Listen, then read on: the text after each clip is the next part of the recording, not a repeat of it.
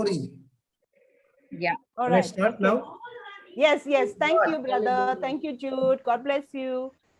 Okay, Praise Baba, Jesus. Melanie, go ahead. It's going live on which channel, Baba? Global. Okay, so what about the global, which is going on healing? No, that is on info. We had that global for time Okay, being. okay. Yeah. Praise God. Praise God. Praise Shall God. I start, Sister Maria? Yes, Yes. Maria. Okay. So I was doing a short exhortation about what happened this morning because I was able to attend Mass after a very long time. And as the gospel was being read about the multiplication of loaves and fish, I was just amazed that how Jesus took something that was, natural. It's actually a creation of God. And he turned it into something so supernatural during the multiplication. And the same thing happens every time at the Eucharist. Just ordinary bread and wine is made into the body and blood of Christ. But the only condition is that we need to believe it. We need to believe what the natural is actually transforming into something supernatural. And the same with all of our lives. I would like to connect it with all of us women of God. We are all created so beautifully, so amazingly by our God and Lord and our Heavenly Father. And the day we receive Jesus as our Lord, God, and Savior, He abides in us. And naturally what God has made each one of us turns into something supernatural because we accept Jesus inside of us as our Lord, God, and Savior. And from that moment on, we are a new creation. We become something supernatural. I don't know whether you girls have experienced that, but that, you become something different. And the day you fall in love with Jesus, and you're just open to what Jesus is doing in your life. So even if, something that you cannot ever expect that you will be able to do on your own strength, you can do it only supernaturally through the ability of that born again, the Holy Spirit that has taken the permanent residence inside of you. So with that, I just want to exhort all of you to show your lovely faces because God has started something amazing in all our lives. And it is a natural, in the natural, we appear, look so beautiful, but inside of us, there's something supernatural that is waiting to evolve, to bubble, and to go out and, spread this joy to everyone we meet. So I thank you, Sister Maria, for giving me this time opportunity. I think you basically allowed me to come to this class because otherwise I would give 10,000 excuses that normally Sunday is a family day and like that. But Melanie, it's not about me, Baba. It's the Holy Spirit. Yeah, it's the Holy Spirit that made me join today. And I thank the Lord. Thank you all. Thank you, Sister Maria, for all that you're encouraging and each one of us. So today we start with the opening prayer, and I would like to call on our dear sister Artemis to lead us into the opening prayer. Thank you so much. Thank you so much. Thank you, host. Thank you, Maria. Thank you, Melanie. Thank you, all the lovelies present here. Well, I start. Hallelujah. Thank you, Jesus. Thank you, Father. Thank you, Holy Spirit. Thank you, Lord, for your love, compassion. Thank you, Jesus, for teaching us your truth and revealing the secrets of your kingdom. Holy Spirit, you take control, the complete control of what you want us to learn. Lord, help us not to lean on our own understanding, experiences, and ideas, but to depend on the Word of God and live a supernatural life. We believe, Jesus, you dwell in us, and we are your co-heirs in the kingdom of God. Help us to walk with you all the time, and we always want to remain in the presence of God. Amen. Hallelujah. Amen. Hallelujah. Amen. Hallelujah. Amen. Amen. Amen. Thank you, Sister Artemis. Thank you so much. Pleasure. We have Sister Jen who would like to share something with us before we start. Sister Jen, can you unmute yourself? And Yes, Melanie, thank you. And I've turned on my video. So I wanted to tell Papa firstly that I'm not wearing a burqa. I came decked up. I wanted to turn on my video. I've turned it on. But for some reason, I don't know, it is blanked out. I tried troubleshooting while we were doing this. I'll see if I can do something in the meanwhile. But yeah, thank you. Thank you, Sister Maria. She's been very encouraging. And every time I listen to Papa's and Vienna's and Jocelyn's videos, it gives me all the more that spirit to say, I also want to do this. I also want to start, talking about the word, because in theory we learn so much. We, during the course of the week, get to apply it in our, in our daily life, maybe with other people as well. But how much are we then able to spread the word? Because I think the way we have got it freely, I think that's what it's told to us, that freely we should be giving as well. So one thing I was wanting to do, everyone, is starting this Holy Spirit inspired series, which could be probably like a monthly or a weekly sharing. And this is called the spiritual gym, because I think I hear a lot of y'all say spiritual muscles, let us grow our spiritual muscles. And I'm like, yeah, I think that's a good thing, because I was a fitness person. I mean, I am a fitness person, but once I'm in the word, it is like, okay, I think it's just not the body that we need to be grooming and making better and fitter, but it is in terms of your spirit, body, and soul. It's also how you try and strengthen your spirit, grow your spiritual muscles by feeding it the word of God and making it stronger. So I wanted to actually quickly present something, if that's okay. I don't know if I'll have the sharing option. Oh, okay. Aren't you a co-host? No, let me try. It's telling me I've been disabled on screen sharing. Okay. Who is the host? Enoch, can Hello, who is the host? Marita? Marita, just make Enoch is back. Enoch, can you make Jen the co-host, please? Enoch.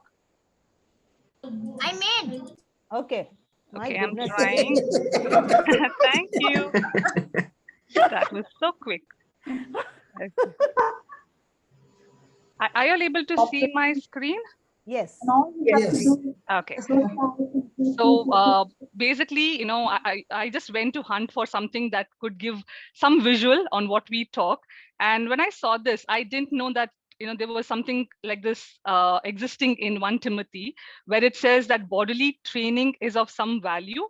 So while bodily training is of some value, godliness is of value in every way, as it holds the promise for the present life and also for the life to come. So this was so inspiring. And I'm like, Holy Spirit, I know this is going to be your inspired series. This is going to be you talking, and this is going to be something that your word is making me, talk and say this. But it is so apt to what our whole spiritual gym, is about. And even this whole, the statement, right, to say it would be a shame to work so hard and be fit for the world, for this world, and be unfit for the king, which means, what is the point of having like a strong, fit body when your spirit is weak and not fit for our Lord, right? In terms of accepting the truth, in terms of applying the truth. So this was so powerful when I started, during this week, wanting to put something to at least get this series started. So today I thought I'll just touch upon things where it actually transformed me a lot in coming into the word. So when I started off, it was so overwhelming because there are so many videos on JCILM. I started researching a lot, and I'm like, the more I'm starting to see these videos, I'm like, which one to go first? Because every video is so much information.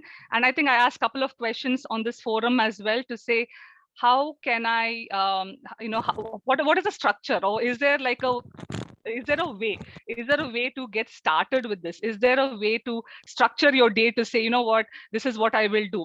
And I got some very good answers from our sisters here to say, I don't think God is a taskmaster. So it is, if you have a stronghold of saying that I start a prayer in the morning and I have to start my day with the prayer, and if I don't, then probably my day is going to be bad. That's again a stronghold, right? So that was something. Then I started, understanding more.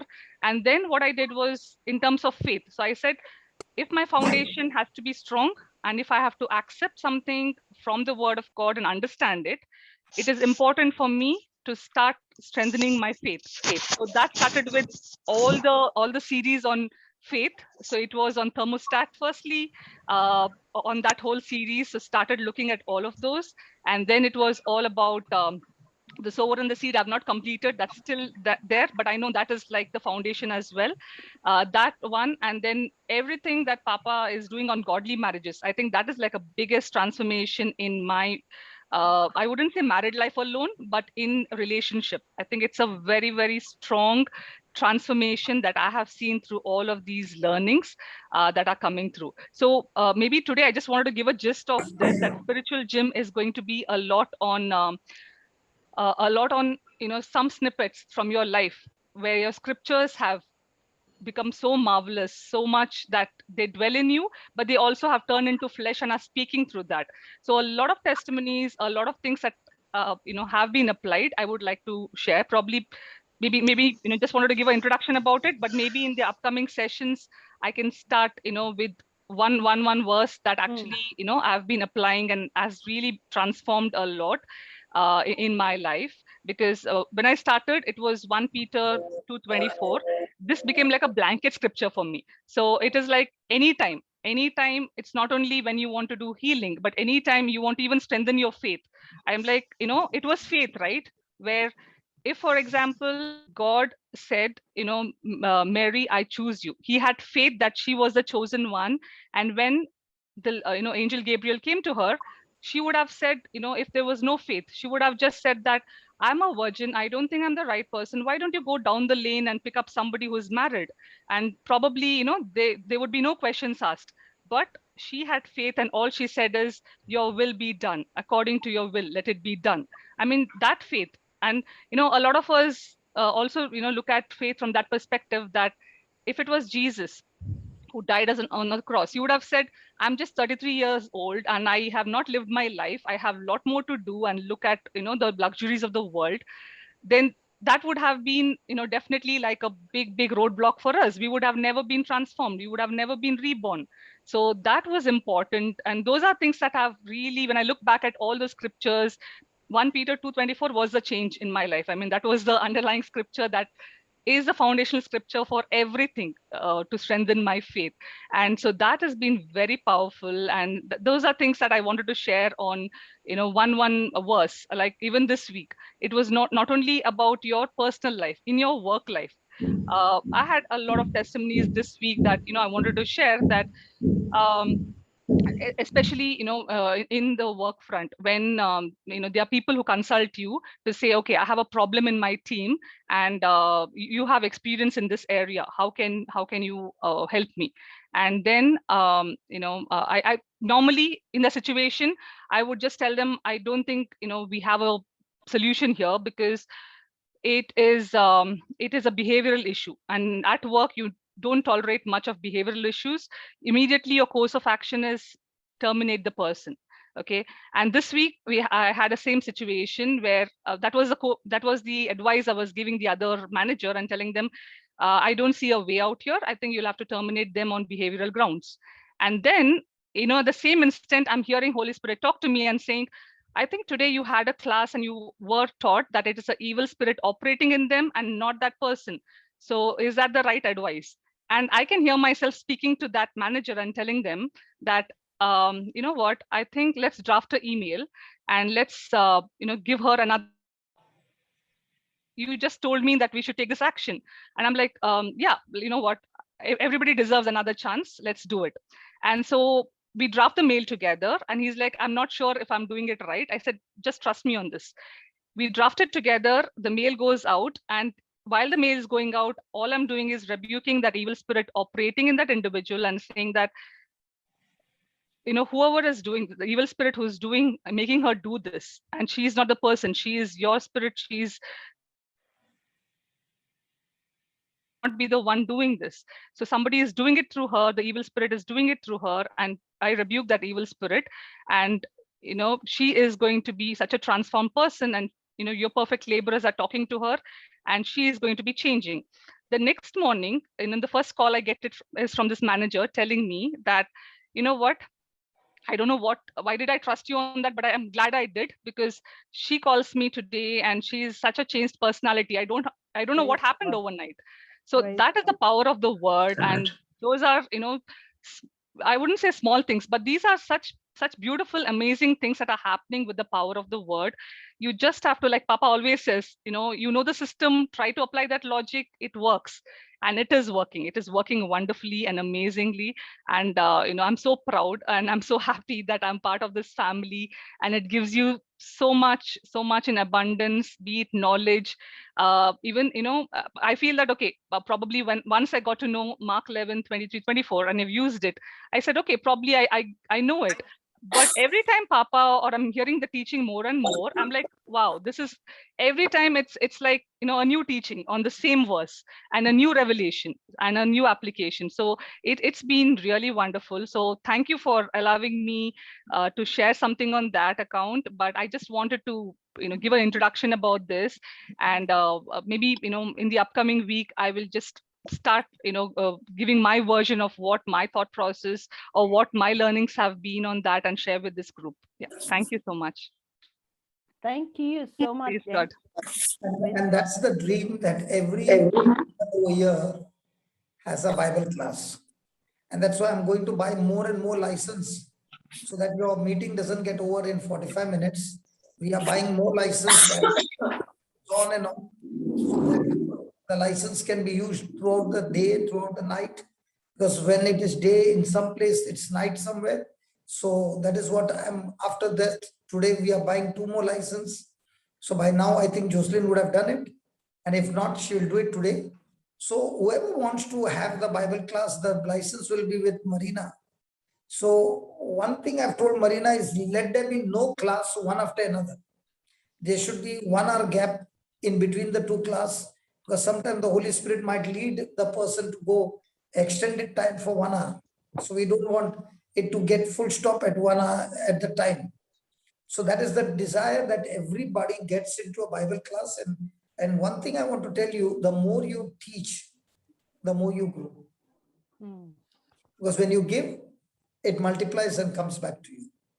And when you're teaching, there will be so many things that that you will be hearing it for the first time from the Holy Spirit himself teaching you. And as this morning I was saying, each one has to get specialist, become a specialist in the area that God has called you. If I'm trying to become a specialist in an area where God has not called me, I will get burnt out. And you have to discover it. You don't choose it.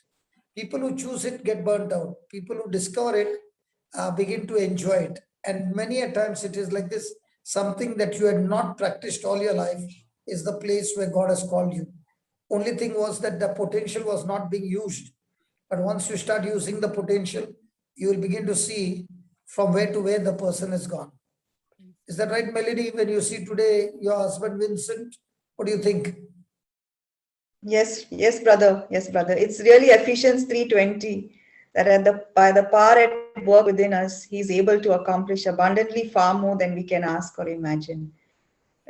Some years ago, brother, we would never have imagined our life today. And, we would think it is really foolish to leave everything and just do the Lord's work. And the best part is, over here, each one is having the freedom to be led by the Spirit of God. And in that freedom, you will be able to give your best. Very true. There are no, blocks that you have to go through this one and that one. You go directly with the Holy Spirit and you enjoy it. And only thing is, stick to the teachings which are there. Otherwise, you might commit an error which can destroy what has been built for years. One wrong teaching can destroy the person and get that person into a bad shape. So please be careful when you are teaching, that you don't go on a wrong teaching. It can destroy, and when you destroy somebody, that same destruction will come on you as well. So please be careful when you're teaching that you stick to what has been taught. Praise Yeah. God. Yes, brother. Praise Jesus. Thank you, Jesus. Thank you, Jesus. All glory to God. Amen. So we have Sister Jamina to give us the recap of what the teaching of last week. Sister Jamina, are you there? Yes. Yes, praise God, sister. Praise God. Praise God. Yeah. Last Sunday, Brother Johnson gave wonderful understanding on strife, that is the destruction, importance of consideration, power of faith, and being servant of others, so to be greatest in the kingdom of God. James 3, verses 13 to 15 says, when a person have envy, jealousy, bitterness, hatred, it is demonic, unspiritual. When a person is sensitive to strife, it's demonic. Even if a person is prayerful, these negative fruits will bring to manifest demonic activities in that person's life. James 3:17 says, the wisdom or thoughts from God are pure, peace-loving, consideration, compassion. The book of James is about faith and how to receive everything you need with power of force of faith. James chapter 1 verse 2 speaks about faith and how to turn strife into victory. When negative thoughts come on your way,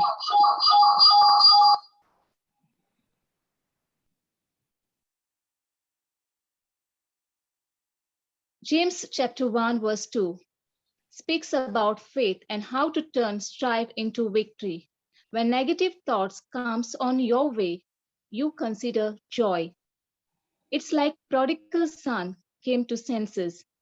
He considered, compared the situation of his and servants of his father's house. His father's house servants were taken care of, whereas his master was not bothered about him. He compared and discovered his father's love, compassion, and decided to go back to his father's house.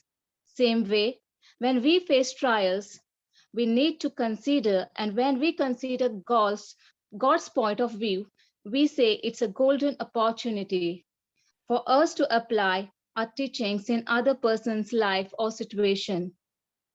You help that person with whole heart, purely with word of God.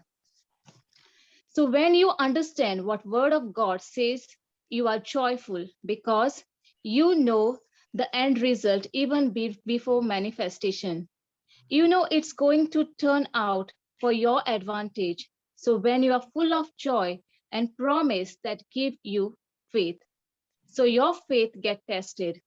When you study word, it brings forth faith. That faith, promise of God get tested, pressurized.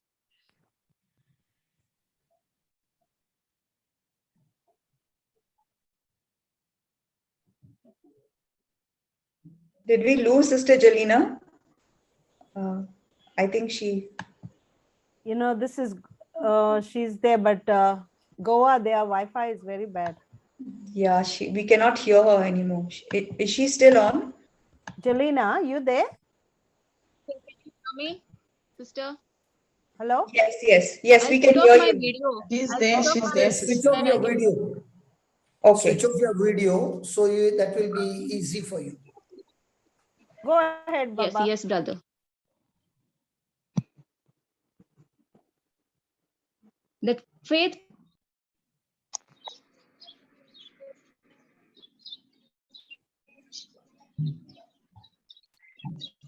Hello? Where she's gone now? Sir, can you hear me? Yeah, we We can can hear hear you. you. Go ahead. That faith promise of God get tested, pressurized, then you bring out endurance, steadfast, and patience. In James chapter 1, verse 3 says, patience is you constantly considering, focusing with same attitude, no matter the changes around you, but your belief is fixed. Faith is I do not have any physical evidence. God is saying he has given me assurance with that confidence I'm planting the seed in my heart. Testing faith is when Satan comes to say our thinking is wrong, give threat, negative thinkings. In spite of all this, when we understand and apply endurance, steadfast, and patience, we win the match. The virtue gets developed under extreme faith testing, and I began to grow in truth. In James chapter 1, verse 4, we can be people perfectly and fully developed. When we born again, we have to be in fellowship who don't know with others who don't know Christ. If we ministering that person with word of God daily, he eats that word. One day comes to the channel, watch the topic he wants again and again, and grow his spiritual muscles. And at the same time, he releases his faith to the globe. Even if he fights his battle on one side, the other side he gets stronger, releasing his faith, saying those things come to pass and wants to come back. Moving in endurance, steadfastness, and patience helps to bash up and demoralize devil. He can't attack you. Even if he attacks you, your mind is set on word of God, what God is saying. You are taking U-turn and heading home for God. Trial takes you from all defects to no effects. Patience helps to walk in love and not get into strife.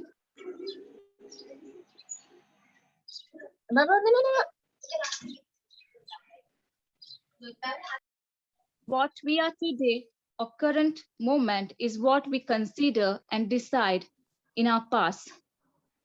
Our teaching should be keep our eyes on Jesus, the author and finisher of our faith.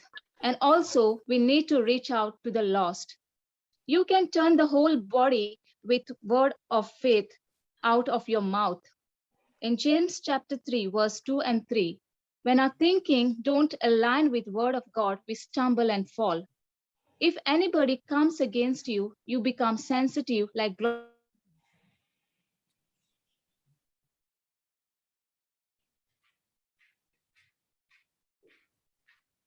anybody comes against you, you become sensitive like blotting paper. Suck the poison in your system. These negative emotions inside you can't handle it, and you lead a life of self-destruction. In James chapter 3, verse 2, it's possible to have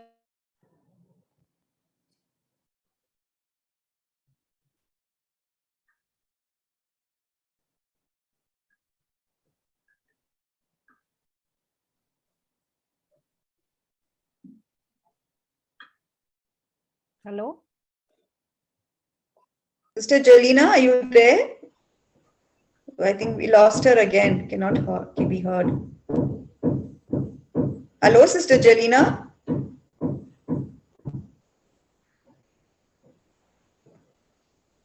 Hello?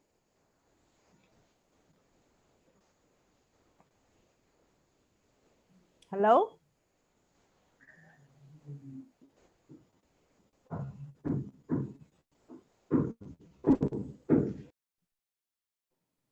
You there, Jelena? No, she's not there, Maria. I think it's the Wi-Fi connectivity issue here. Yes, yes. So anyway, she's covered most of it, brother. And she's really done a good job. You know. So the next time when you are asking somebody to do it, no? Yeah. Anyway, they have written out that whole thing script. So you also ask them to send it to you beforehand. Yeah, yeah, okay, So if yeah. at all something gets cut off, then somebody else can continue. Okay. Yes, yes. So we are all learning from mistakes. all Yes. these things. Yes, yes. Good. Yeah, So Melanie, what are you going to teach today? Brother, I've come to listen to you. Exactly. At least for 10 minutes and then I will start. Come on. And look, yeah. It's always my desire to listen to you. There is Yeah, a go noise. ahead, brother. Are you getting a noise? Because I rebuked the noise. There was No something noise. hanging out. Even if the noise is there, it's okay. Start. 10 minutes. Come on. Something that you have discovered, something that you have learned. Come on. Praise Jesus. Thank you, Lord. Thank you, Jesus. I'll just make a prayer, brother, before I start so that. Yeah, go ahead. Abba Father, I thank you and praise you for this wonderful time that you have given us and this forum, Lord, for all us women of God to meet together. Lord, as I speak your word, Holy Spirit, take complete control of every part of my being. Nothing of me, Lord, everything of you. And as I share what you want to share through me today, Spirit of God, I know that you're going to speak to my heart as well and teach me. Thank you, Lord, for all that you're doing in our lives. When we rely totally and completely on you, Lord. Spirit of God, make this teaching simple, easy, and practical for us to apply in our daily lives. We thank you and we praise you, our Father, in the glorious and mighty name of Jesus. Amen. Amen. Amen. So I think I'll just share with my own testimony and my journey with the Holy Spirit, because it's been such a wonderful journey, brother, that when I started sharing the word and when I began to preach the word of God, I realized that unlike working in the corporate world, or where you have to prepare and where you have to really spend hours going through your notes, the Holy Spirit is so good that sometimes even without you even knowing what you're going to say that day, he takes complete control of every part of your being. And then you're not only speaking to the congregation or speaking to the participants, but the Spirit is also teaching you in the process. So it's really beautiful. Like yesterday, I was sharing on Sister Domina's speaking in tongues group about hardness of heart, and that's one area where the Lord really taught me a few months ago when Sister Jocelyn had come to Pune about a year ago. And I had all my notes written down, but when I was speaking, I started speaking something that it was not even what I had actually planned to speak on from the notes. And I was just so amazed, even today when I was thinking about how the body and blood of, the bread and wine has changed into the body and blood of Jesus. It's something so supernatural. And all the Lord wants us to do is just to believe and to be so sensitive to that promise or to that word that, He's speaking to each one of us. Because sometimes it happened in my life, so many years we used to come to NCH, or we used to even come to Bahrain. But somehow that word used to come. I used to hear that word, but after a couple of days or weeks, that would just vanish, until I began to actually take that word, understand that word, make that word a part of my life, get a deeper understanding and start meditating on that word, so much so that word became flesh inside of me. So, I don't take a lot of scriptures, but there is just one or two scriptures for that day that I take. And my whole day becomes so sensitive to that word that everything that I do during that day, I'm constantly reminded of that word which the Lord has spoken to me in the morning during my prayer time. So that's what it means by being, sensitive to the word, and you become basically hardened to the things of the world, and you become sensitive to the word that you have learned, or the word that has spoken to you, and that word is carried on throughout your day or throughout that week. Because every day or every week I have some particular word that the Holy Spirit reminds me in so many different ways, and it gets connected. And that's that word for that day or for that week, you know. And that's what I try to share when I come on a forum like this. So when I was speaking on the topic of hardness of heart and being sensitive to the voice of the Lord, you know, the Holy Spirit just told me that hardness of heart is not only, you know, being is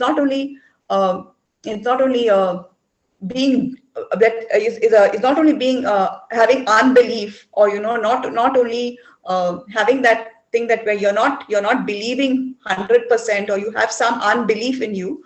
But hardness of heart is basically hardening yourself to anything or everything that comes in the way for you to meditate or to focus completely on that promise of God.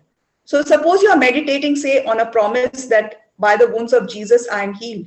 But if your physical circumstances become so much more, in fact, when you know, there is a saying that higher the level, greater the devil. So whenever you are, you know, you have a promise that you're meditating on and you're fixing your eyes on that promise, there will be, that word is going to be tested definitely and for sure. Yes. And I've seen that word, you know, during that week is going to be tested so much. So it's so important that you lose your focus from that promise. Do not let your eyes deviate from that promise, become so hardened to what your physical situation is telling you, and become sensitive to that promise or to that word which you're holding on to. And it's such a beautiful thing, because as you keep on doing it day in and day out, you know, you begin to realize that actually your spiritual muscles are being built, and you're becoming stronger and stronger to handle situations in your life. So I just want to thank and praise God. Brother, I think that's enough. You have to take over now. So I'll continue from there. Hardness of heart. Praise God. Okay, that's why I like when somebody shares something from there we can study more. So let's go to Matthew 17 and let's see the hardness of heart. Matthew 17 verse number 20. Sister Suzanne, I think you're going to read the scriptures for us? Yes, sister. Oh, wow. Yes. Praise God. So Suzanne, thank you very much. Praise God. Thank you, brother. And I know as you're reading, the same word gets pregnant in you, and you come back with greater testimonies than before. Amen. Amen, brother. God. So I'm starting with 17:13. No. You go to verse number 20. I thought we that, were sorry. trying to go all the way through. Let's go directly to where Melanie has left us. Praise God. And Jesus said unto them, because... Slowly. And Jesus said unto them... Okay, you can ask the question number 19 and let's see the answer. Okay. In 19. Okay. Then came the disciples to Jesus apart and said, why could not we cast him out? Now, this might be a case that many a times we go through, that I know the scripture, 1 Peter 2:24. I know the scripture, Mark 11:22-25. I know the scripture, Mark 16:17-20. I know the scripture, I know. But why is it, Lord, that I do not see the manifestation? Does that happen? Yes. Yes, brother. Yes. Why is it, Lord, that when I'm believing for what your word is saying, things instead of getting better, things are getting worse than before? Yes. Okay.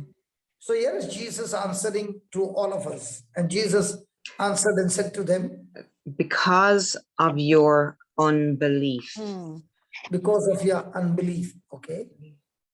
For verily I say unto you, if ye have faith as a grain of mustard seed, ye shall say unto this mountain, remove hence to yonder place, and it shall remove, and nothing shall be impossible unto you. So because of your unbelief. So what is unbelief?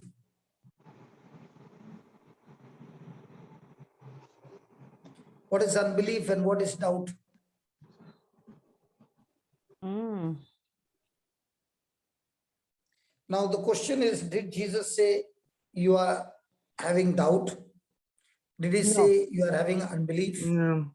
Or did he say Unbelief. you are having no faith? He Unbelief. did not say you have Unbelief. no faith. He did not say you No. are in doubt. He said you have got unbelief. Yes. Mm. So what is the difference between a person who has got doubt and a person who has got unbelief? A person who has doubt really doesn't know the promises. But a person who has unbelief, he knows the word of God, he knows the promises, and yet he chooses to focus on the physical circumstances. Praise God. A person who has got doubt, he doesn't have all the information. Because the moment he gets the information, he shifts from doubt to belief. But a person who has got unbelief is the hardening of the heart. He knows the truth, but yet he chooses not to believe. And why is it like this?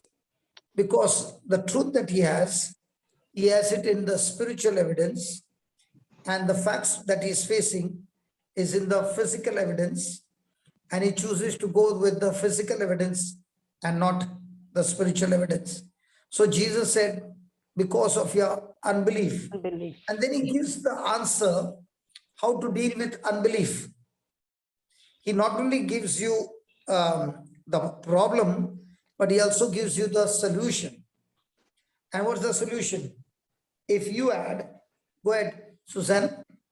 If ye have faith as a grain of mustard seed, ye shall say unto this mountain, remove hence to yonder place, and it shall remove. And So nothing. So if you have faith as a grain of mustard seed. Now, what is very important is Jesus talking about the size of the seed or like a seed? Like a seed.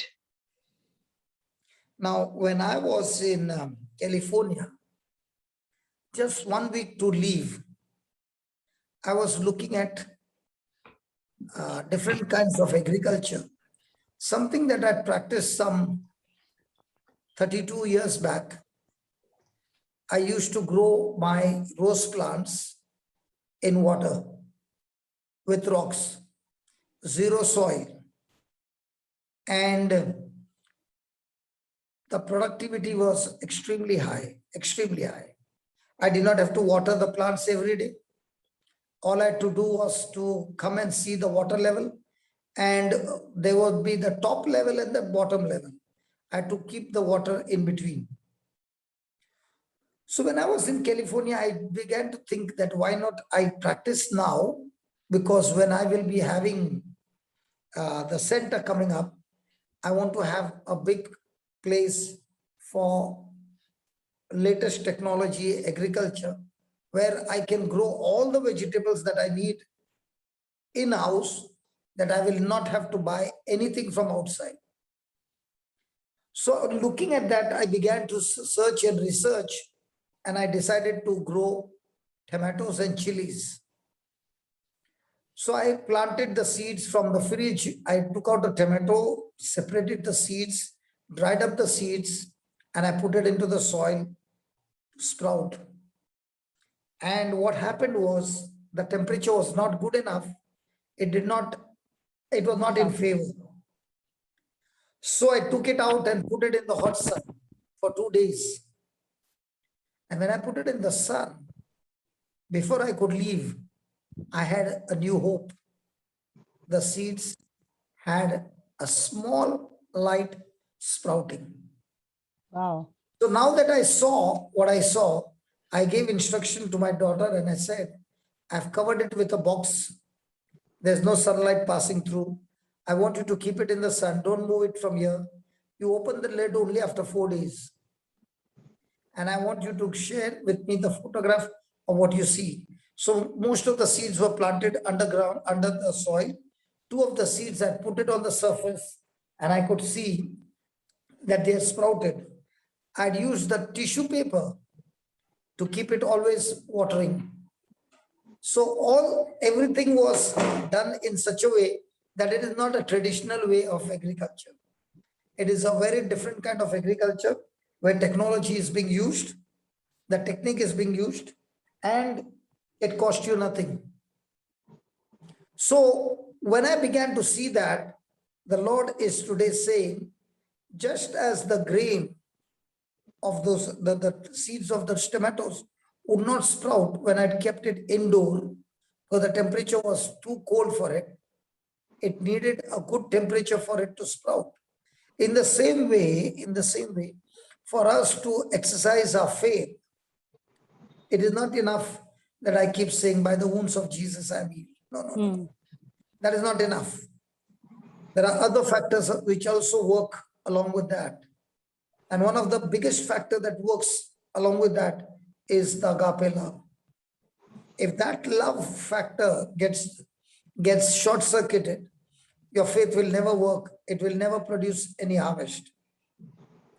So if you have faith, if you understand the teaching that I gave you, okay, and you plant it as a seed.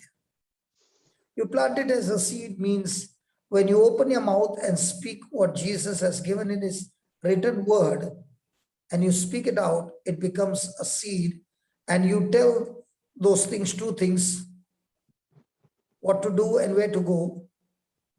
And when you have done it, he says, when you have given the command to do something,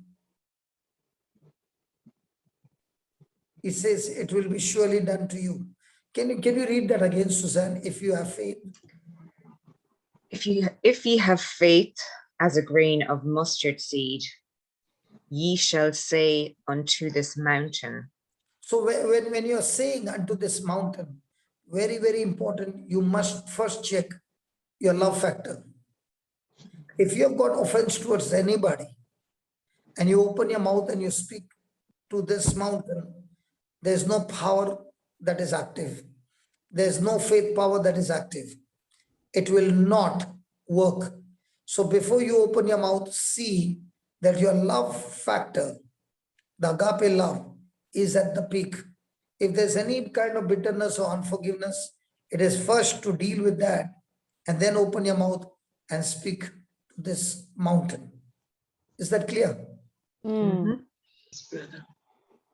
So if the devil has to stop you from receiving anything that God has for you, all he has to do is get you into some irritation with something, some situation, some circumstance, or somebody, so that your fuse is already blown off. And we men, our fuse gets blown off very fast. You women have got a lot of patience, not the men. Praise God. Men, we take a small thing and we make it into a mountain in no time. But you women can take a mountain and make it into a small thing in no time. Praise God.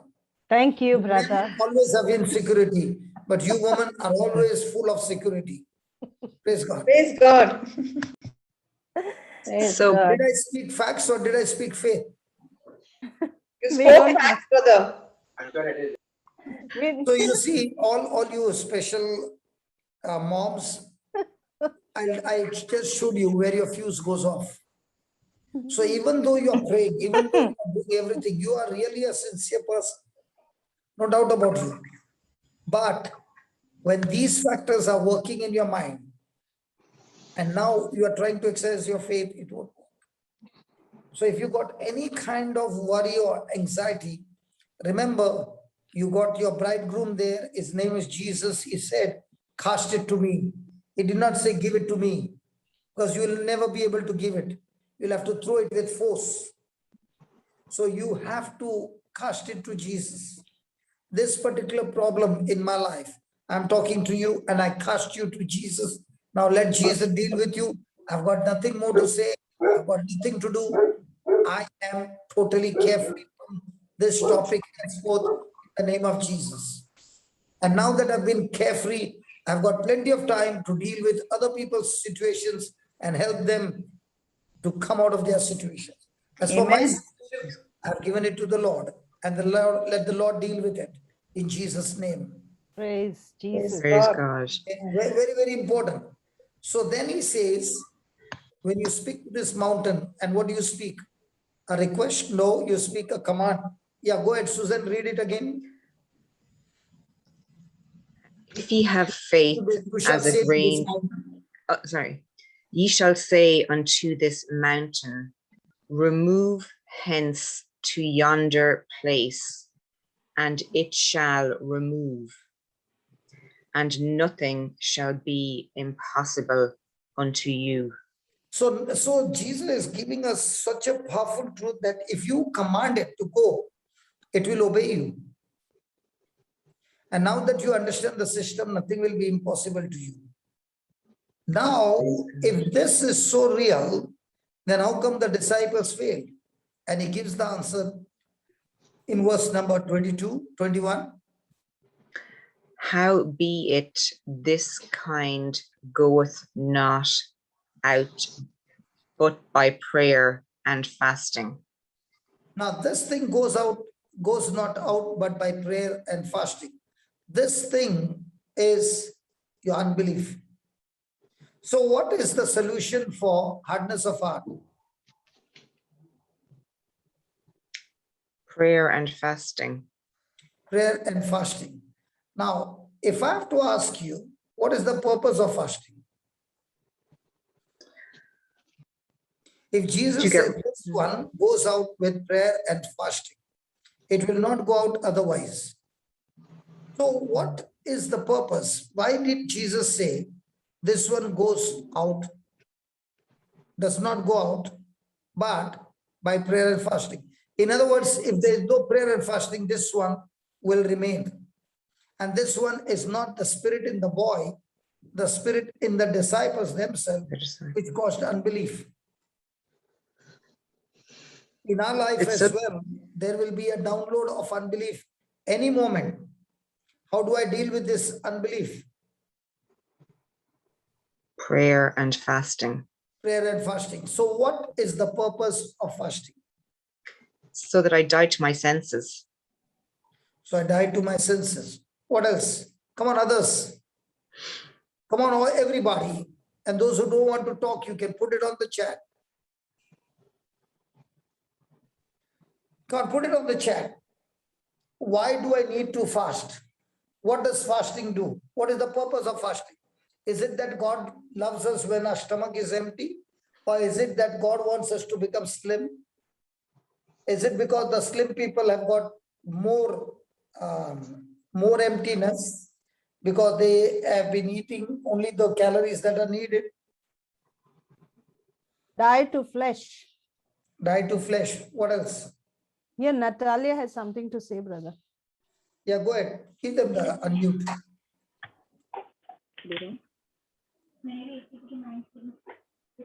Hello. Hi, Natalia. Go ahead. Hi, sister. Praise God, Papa. Praise God. Am I audible? Yes. Yeah. Go ahead. Yeah, fasting we do usually to overcome with the temptations. Overcome what? Temptations. Okay. So during that fasting, the temptations are peak in level. Okay. What else? I think underline bhi karna.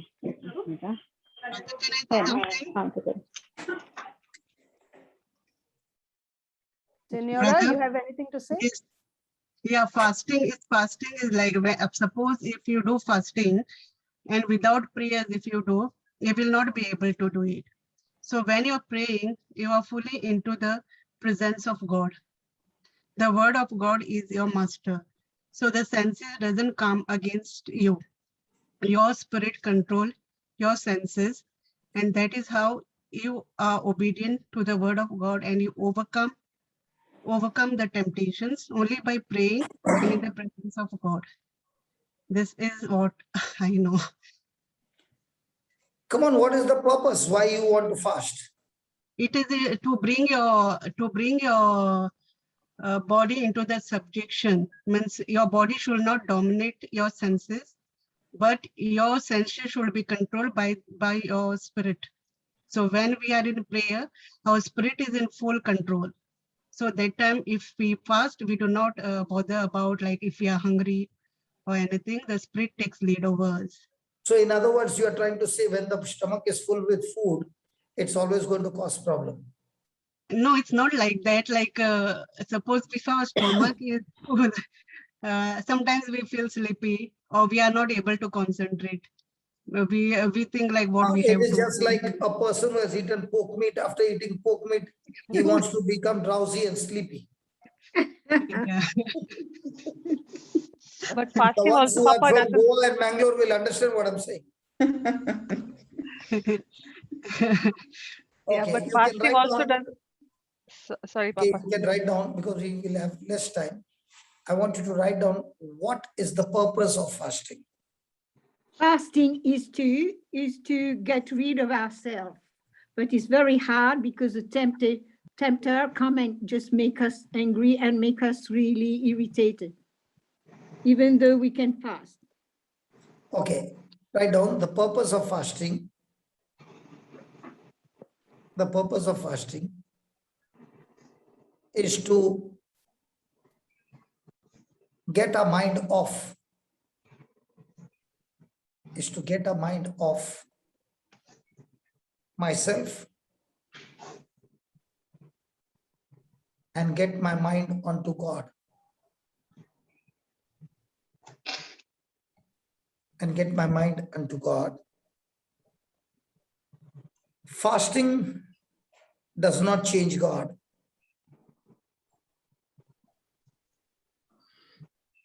Fasting does not change God. Fasting does not change the devil.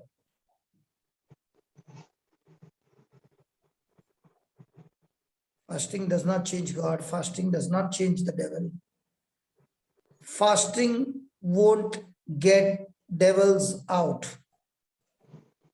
Fasting won't get devils out.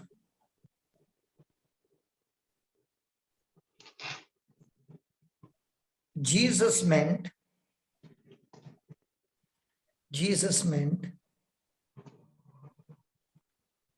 if you spend time fasting, Jesus meant if you spend time fasting, praying, worshiping,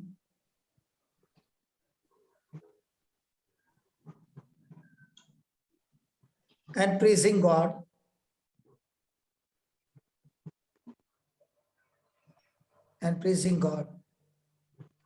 underline the next line. You will get closer to God.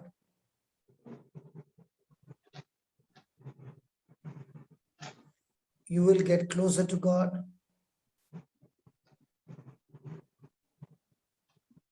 And very, very close to God.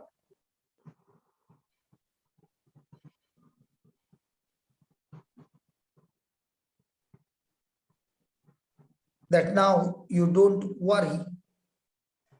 That now I don't worry.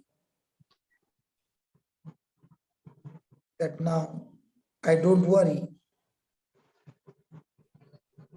And be in unbelief. And be in unbelief.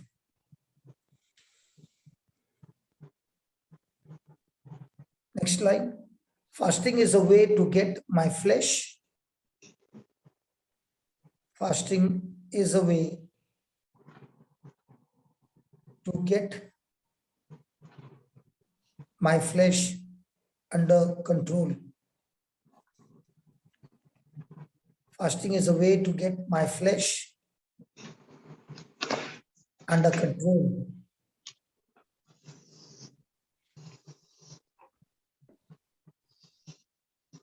It is a way to become mature in patience. It is a way to become mature in patience and wisdom. It is a way in patience and wisdom. And wisdom. Okay. That is James chapter 1, 4 to 6.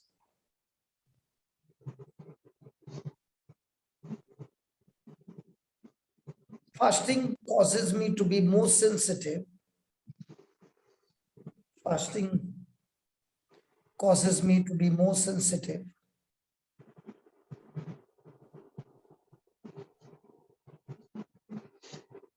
Fasting causes me to be more sensitive to what Jesus is doing and saying.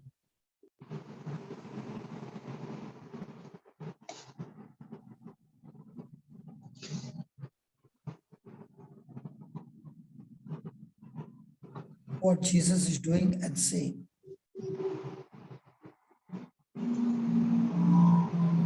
Spend time worshiping the Lord.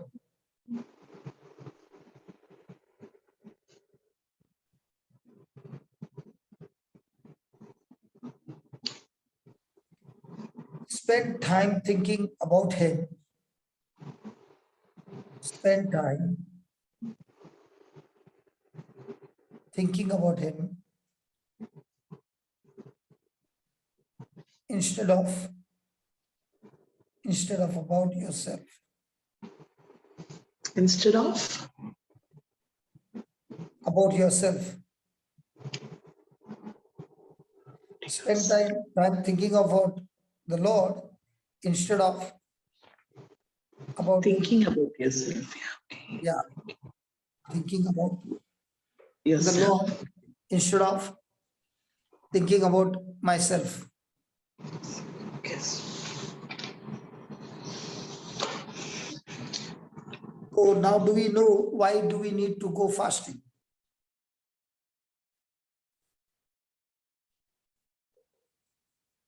Yes, brother. Yes. So is it that you will get more power? No. No. Is it that you are going to change God? No. No. Is it that you are going to change the devil? No. No. If you plant that seed quietly, and when you plant the seed and go after that seed by exercising your faith, then it shall surely come to pass.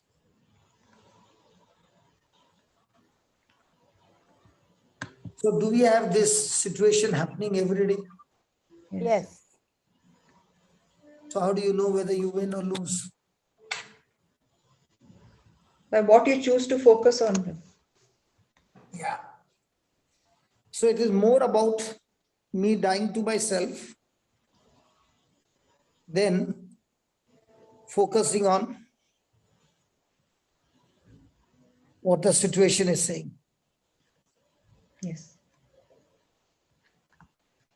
So this is a battle that we go through every day in our life. Now, why do you think I stood up?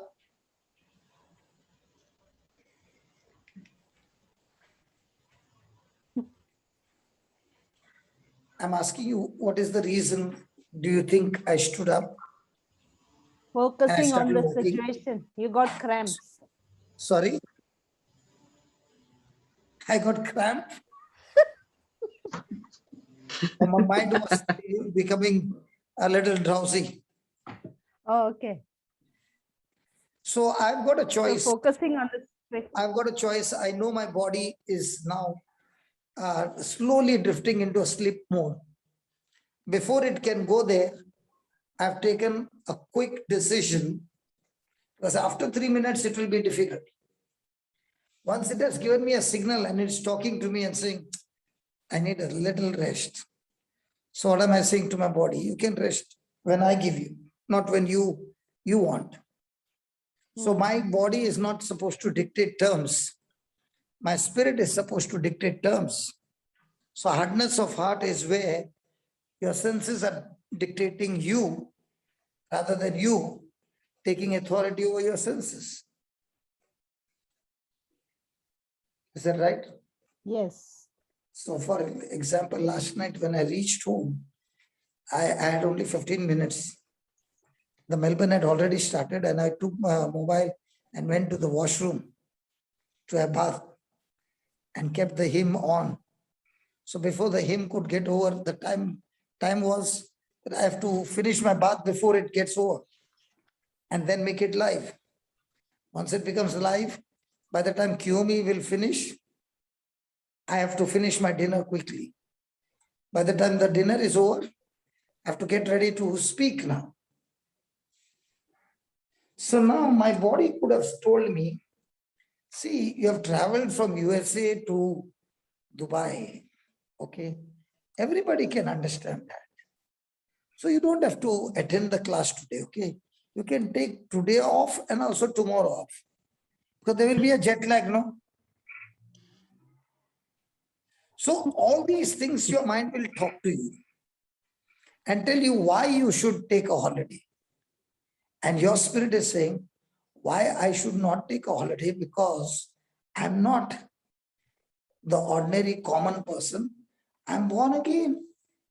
I got God's spirit running in me, his potential in me, his power in me. So I'm going to focus on what the Lord has assigned me a job, and I'm going to do it.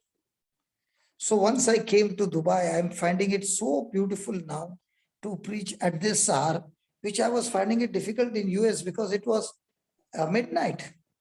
And I know poor Maria used to wake me up. Hey, come on, it's time for you to get up from your sleep.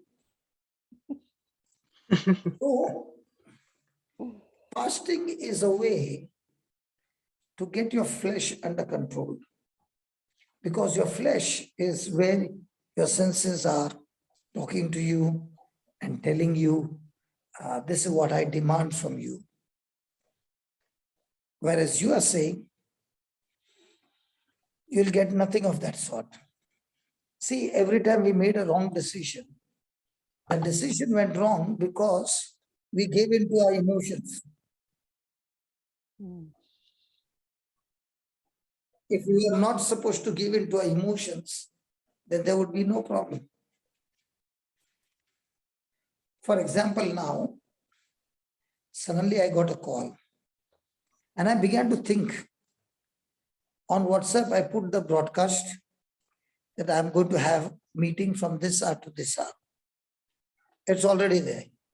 And the person who called me also has got that message come on the WhatsApp.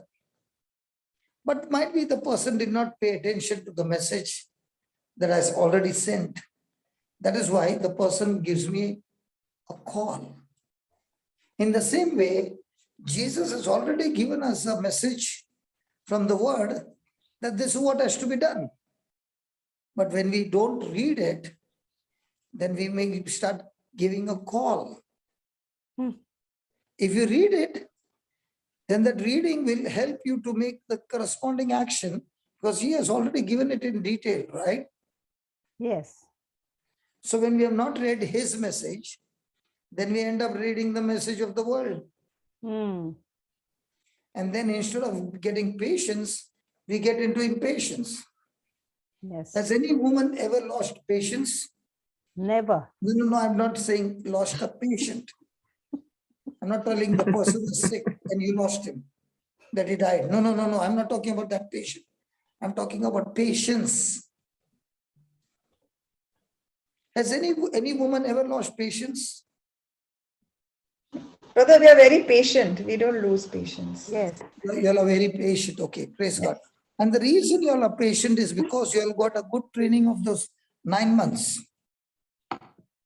You never went to the doctor and said, I'm not going to wait for 9 months. Give me the baby in 3 months. You never did that. Praise God. You went through labor pain and still you said to the husband, I'm not satisfied. I want more.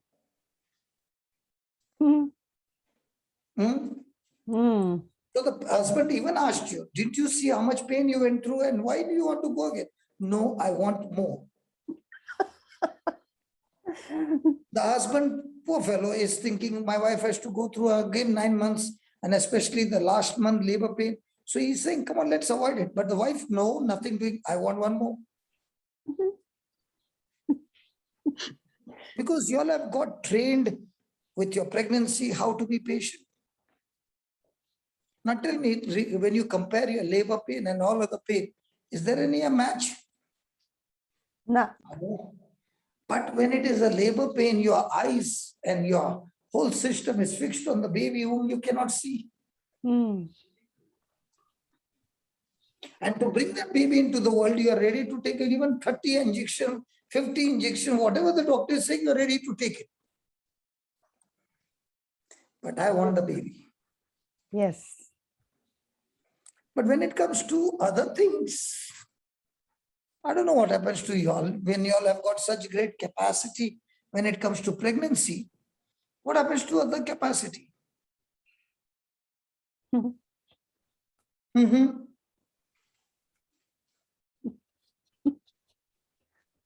When you can take the pressure of a mountain, then a small stone comes from the husband. Can't tolerate it. That's right, actually. Yeah. We didn't think about it earlier. That's so true, brother. If you put on the weighing scale, let me tell you, because the reason I'm telling you is because I saw the delivery of my own daughter, the second daughter. And I said, this is like, you know, a woman going to a death, so close to death and coming back alive. And you, Maria, as a nurse, you must be seeing so many times. As a nurse. And you all can withstand all those pressures. But a small pebble coming from the husband's mouth is enough to trigger you. Yes. I'm seeing Asher. At night he gets up. When he is hungry, he gets up. He will start making noise. I want my food now. Arey Baba, the dinner time is over. No, I want it now. Now is the mama saying nothing doing, you'll get it in the morning for breakfast? No. She's ready. How come you all can adjust all those times and other things you all can't adjust? Because we are born that way, brother. Supernatural. No, it is all about your choices. We have not trained our mind, brother, in those areas. Our mindset, Papa, our mindset. That's what I'm trying to say. So I think, Papa, I think what we do is when it comes to our baby, because it is my blood, I have patience. I forget about blood, yaar. The blood bid go Hindi movie ka dialogue hai. That is the blood bid kuch nahi hai. It is your mindset that you have been trained. Exactly. The world has trained you that way. Because, not tell me. What comes from me. No, I'll tell you. I'll ask you. We come from Asia, right? Yes. Our children get married. Yes. Till that time, where are they staying? With the parents, with us. After getting married, where are they staying? A lot of times, even with the parents. After the children are born, who is looking after them? The mother, granny. Everything. And might be that fellow is not even working. Still, who is looking after them? The grandparents. Grandparents, okay. When you come to these countries, like US and all, what is their children? At 16. Correct. So that is not blood? Because their culture is teaching them, 16, you better start working. कुछ नहीं तो McDonald's में जाके service करो. What about Australia? Is the same, Maria? Yes, brother. Independence. Acha, even the children who want to do the education, they have to take their own loan. Yes. What about in India? Who has to take the loan? Mother, the parents. So it is all the way you have been educated. Now somebody will say which one is right, this one is right or that one is right. I don't know which one is right. But I know the word of God is always right. Mm. Yeah. So am I going to make the word of God the most sensitive part in my life, that no matter what happens, I'm going to stick to the word of God? Bravo. Praise God. And when you do that, you look so different in this world that people will call you a fanatic. Have you heard the word fanatic? Yes. Yeah. What is a fanatic? Crazy. Crazy. You have craze for something. It is a fan who is crazy of somebody. Yes. That person is a fan of somebody, but is crazy of that fan. Hello? Yes. Yes, brother. Some people are fan of Sunil Gavaskar. Some people are fan of Kapil Dev. Some are Aishwarya. Some of them Amitabh Bachchan. Some of them even today Mithun and Jitendra. Some of them today, even today, they want Kishore Kumar. Mm. Now, some will be extreme fan that they become fanatic. God is looking for such fanatics in his kingdom.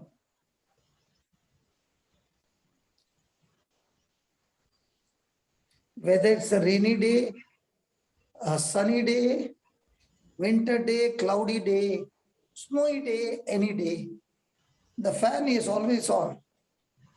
He has got no holiday. He's a fanatic. So his time, his energy, his everything is focused on one person, and that is Jesus. Mm.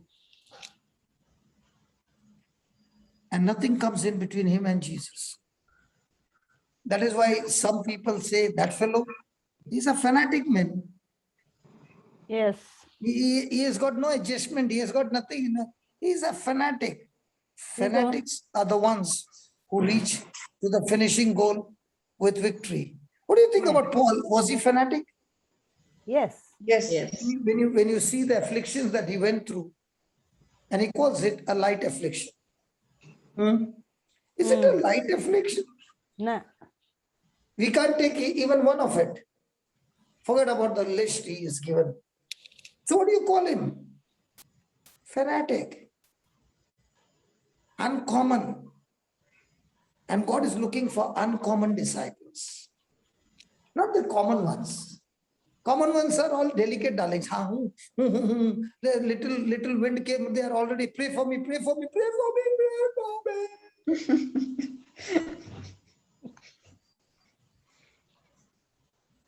Is looking for uncommon disciples who are fanatics, who are never ever thinking about themselves. Their only focus is they are a fan of Jesus, and they have only one thing in their mind: Jesus.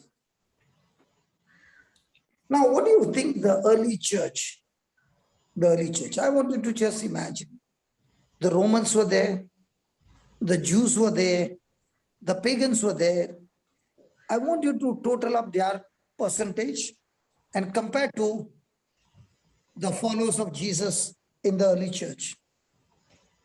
What do you find them? What would be the ratio?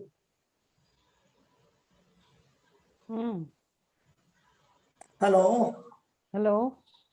What do you think would be the ratio between the pagans, total it up with Jews, total it up with the Romans in Jerusalem? How many people do you think were Christians compared to 1:10? 1:10? Yeah. 10? Or 1:1,000 and more than thousands? Jesus had a handful of believers. To tell you the truth, he had 120 whom he selected to be there on the day of Pentecost. What about the crowd which followed him? Mm. They got their blessing, they got their healing, never to be seen again. So 120. But these 120, were they able to turn the world around? Yes. How? Spreading the message. Spreading the message of God. How many times did they get Pentecost fire? How many times was the Pentecost fire for them? Just once. Once. Just once in their lifetime, right?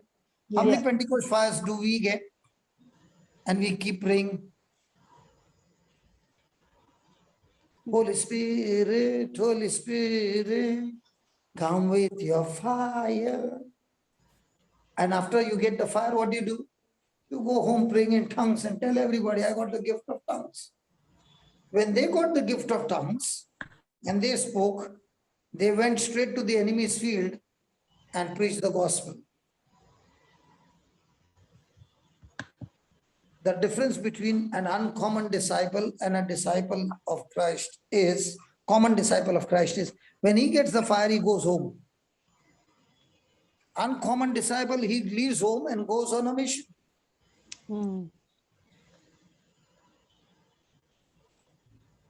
Can I ask you, which one are you? We want to be uncommon.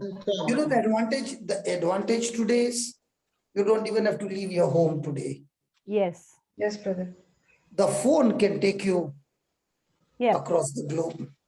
Praise God. Yes. The question is, are your resources available for the Lord? What I find it so uncommon is, every time there is Life in the Spirit seminar, praise God, and they have got tongues and they have got this and that. And after that, I want to see how many of them are now stepping out from the next day. If you can't understand what I'm trying to say is, I'm wondering about that Samaritan woman who was living a bad life. And she had one encounter with Jesus, just one. And she went and brought the whole city to Jesus. And how many encounters do we have? And how many Bible study do we have? And how many times do we need to pray for the anointing to come?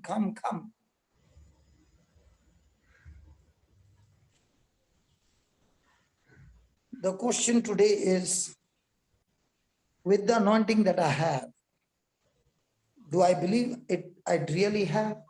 And if I really have, do I step out to demonstrate and preach what I have? Praise God. Wow. Because if I know what I have, then only I can step out and share with somebody what I have. Yeah.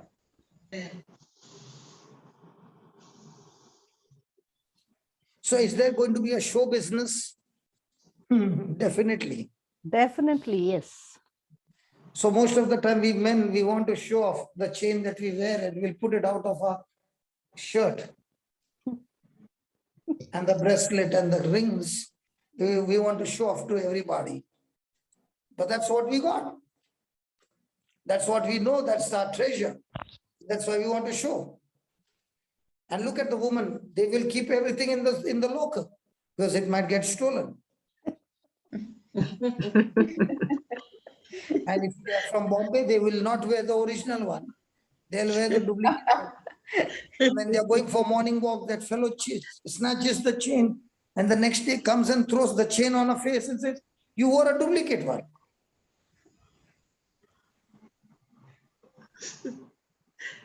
So what's the treasure that you want to show off? The love of God. Love of God, the agape love of Christ. So do we have clients to show off? Plenty, brother. So for me, it is like this.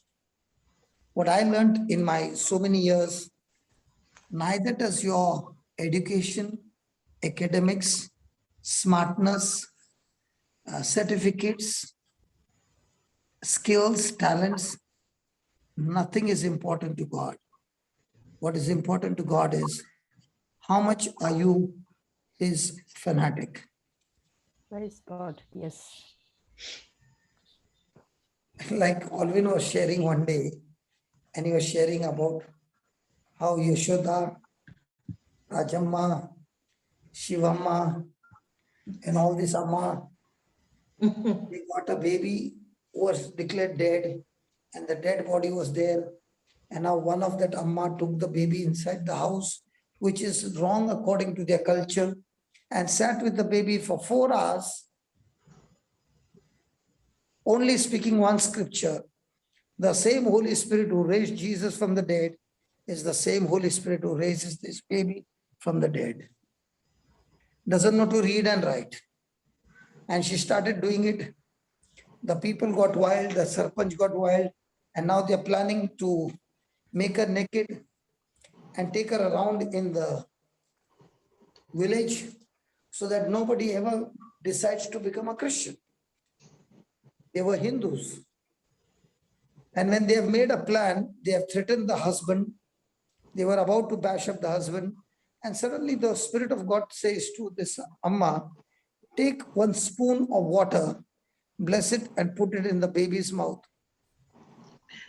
And this Amma takes the spoon, 1 spoon of water and puts it in the baby's mouth, and the baby starts coughing and the baby comes alive, and the Sarpanch gets converted on that day. Praise God. And when Alvin was sharing, he said, there was no Thomas, there was no Peter, there was no Johnson, there was no John. Where are the Peters and where are the Johns and where are the Thomas? If you people are not doing Rajamma, Nagendra, Shivamma, they are getting on the job and doing the job which we were assigned. I like the way he said, where is Thomas, where is Johnson? None of them were there. Hello? Praise God. Yes, praise God, brother. Where are our Mary's gone? Where are Martha's gone? If they are not doing the job, God surely has got Yashoda, Radha, Sita, and Ram to do his job. And when they are doing the job, the best thing is they don't know to read and write. Yes. But they have the gospel preached to them, in whom they believe. And that's why they demonstrate the power of God. They preach the word of God with demonstrative power. I know a man over there in my team, he's called, I call him the generator man, generator. He runs a generator, he's Anguta Chap. I doubt whether he even knows to put his signature. And when I will be preaching, he will be sitting on the first row along with the children. He doesn't mind whether it is the children in front and adults behind. He is shapeless to come and sit right in front. And his mouth will be open and he doesn't even know the mouth is open throughout the class. Even if a mosquito goes, he might swallow it, but he'll keep his mouth open as if what I'm speaking is going into his mouth. And this generator man, he listens to the word, he doesn't know any doctrines, he doesn't know any theology. After listening, he will go to the hospital and sit with the person and teach him what he has learned. And the testimonies that he comes back with are mind-blowing. Who are these people? Simple people, uneducated. And that is what God wants to tell you. He's not interested in how much you are educated and how smart you look and whatever. In the kingdom of God, nothing of that works. What works is how much are you believing you got the anointing and how much of that anointing are you ready to use? Right. How much of that are you going to put it into practice? Christians are the only people who fill the petrol and run the car in the petrol pump. Only the Christians. They never take the car outside the petrol pump. You know what does that mean? They come for a prayer meeting, they get the fuel filled in, and now they will only work inside the prayer group. So they are all the time catching the same fish, casting the net and catching the same fish. Have you ever had a fish tank of your own? Yes. So when you got a fish tank and you put the net, which fish do you catch? My own. Fish from the same tank. Yes. So people who have this kind of an attitude of ministering to the same people, the group never grows. It gets rotten up. Yes, so true. That is why if you really need to go fishing, take your net to the deep sea. What I like about the fishermen is they don't have an annual general meeting, seminars, how to train to get fish. They have got nothing of that. Have you ever heard any fishermen association having how to catch the fish seminar? No. Hello? No. Next month, progressive report meeting. If you call them for a meeting, they'll say, instead of me spending my time in the meeting, no, I'll go and catch some fish and come and show you how to catch the fish. I think that's why Jesus chose the fishermen, because they'll never have meetings. They'll go and catch the fish and they'll say, if you want to join the meeting, step into the boat. Let's go deep sea. Don't stand at the shore and tell me, teach me to fish. Step into the boat. Praise God. Yes, brother. So what these disciples and apostles, what these disciples of the Lamb or disciples of a lion? Lion.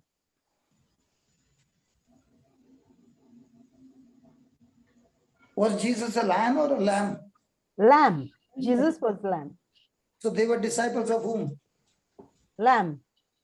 Most of the time we want to be disciple of whom? Lion or lamb? Lion. Lion. A lamb is always sacrificed. Do you know that? Yes. The reason a lamb is grown for sacrifice. So what's your, why are you on this planet Earth? Ask your neighbor on the screen, are you a lion or a lamb? Are you a lion or a lamb? Are you a lion or a lamb? What are they saying? I'm a lamb. So if you call yourself lamb, get ready to be sacrificed. Yes. Do you know, okay, Suzanne can help me out. Suzanne, in Ireland, your whole system is on beef and lamb, you know.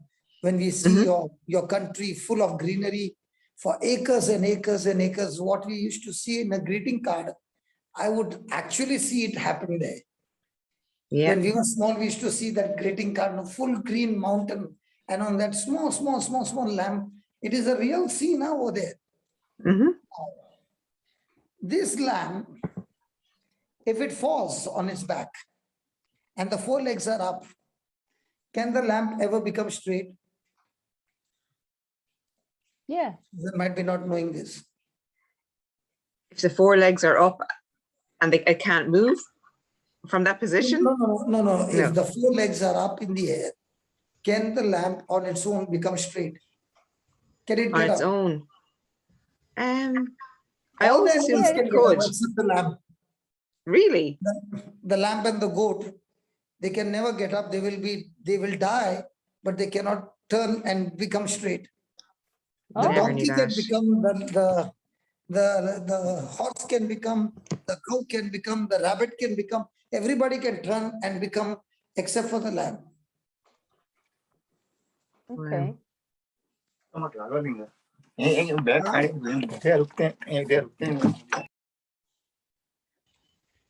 That is why the lamb needs a shepherd all the time. If it falls and it turns on its back, it can never become straight. Only the shepherd can come and make him straight. And that is what God calls man as. When man falls in his carnality, he can never become straight. He needs the good shepherd to come and make him straight. Wow. And that's what happened on the day of Pentecost. 120 of them got filled with the Holy Ghost. When they got filled with the Holy Ghost means they got filled with the love of God.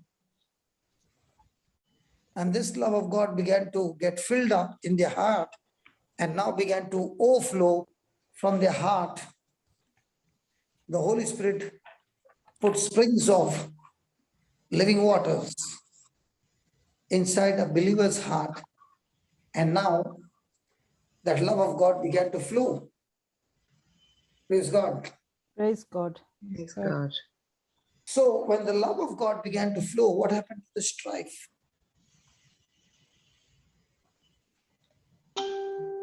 What happened to the disciples who are all the time quarreling? I want to sit on the right side and I want to sit on the left side.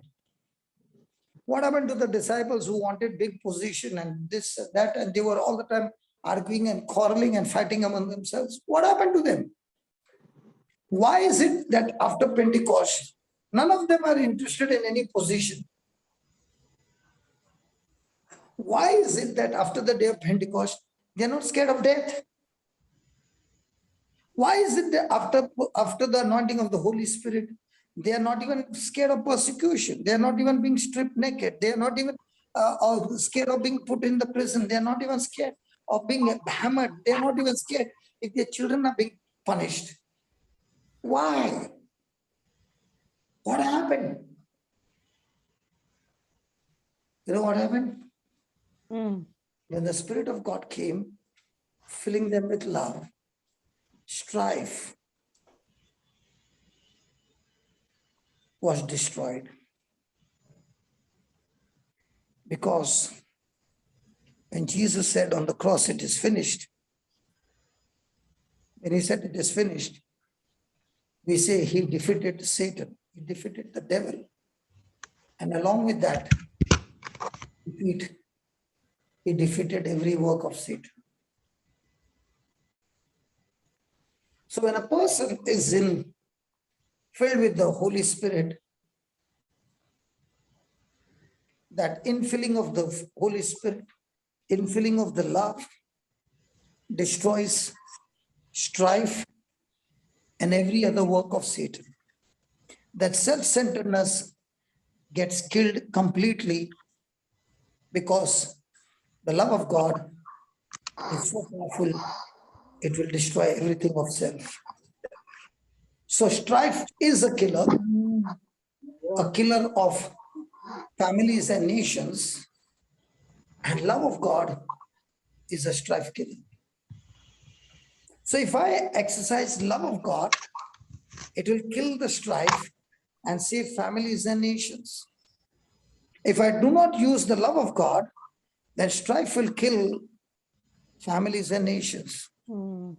So a Christian who is anointed by the Holy Spirit, but the heart is hardened and sensitive to the carnal things of this world, strife is flourishing in this person's life in spite of the anointing.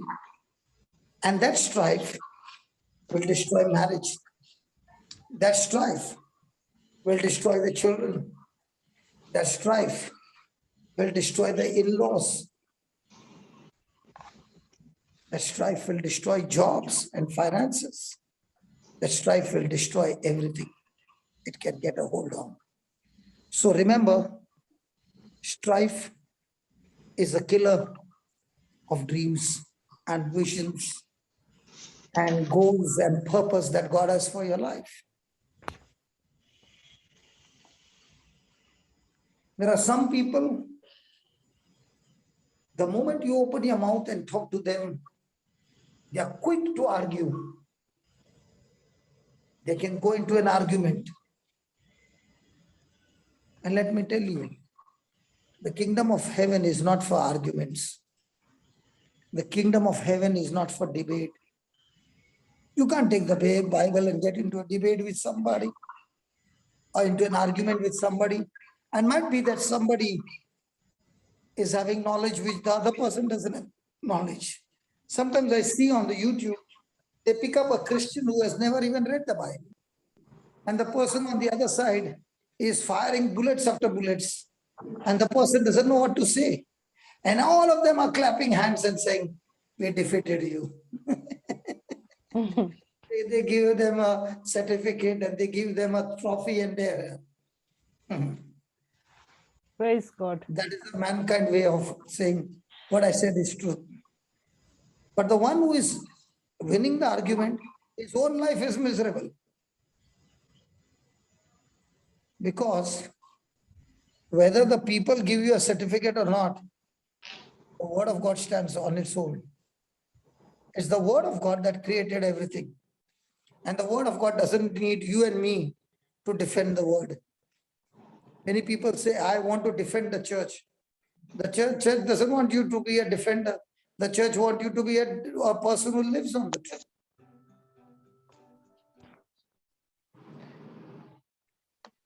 So let us not be people who have an argumentative attitude. Because any kind of argument, such kind of attitude only opens the door for strife.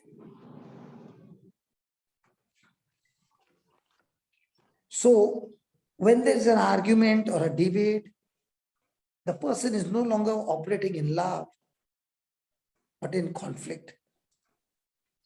And that always will give birth to strife. And strife becomes a battleground where there is death of people.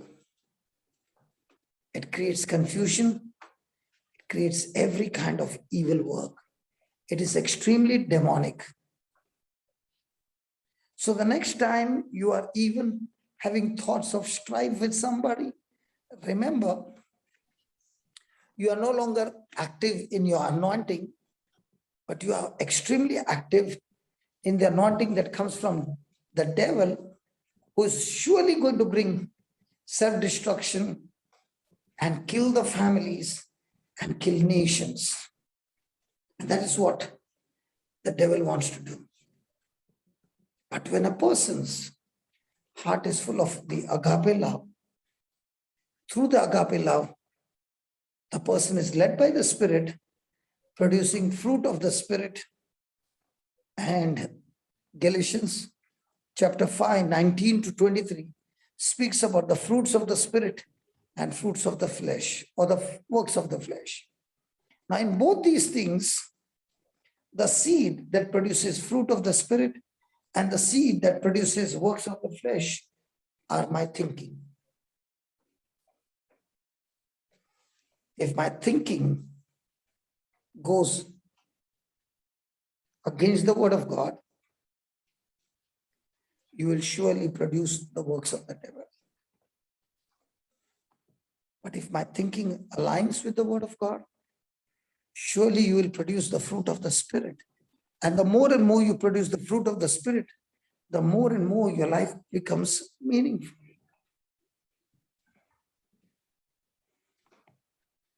So when you look at the company where strife is working, you will see adultery, fornication, uncleanness, idolatry, witchcraft, hatred, variance. The list goes on. Heresies, envy, murders, drunkenness, reveling.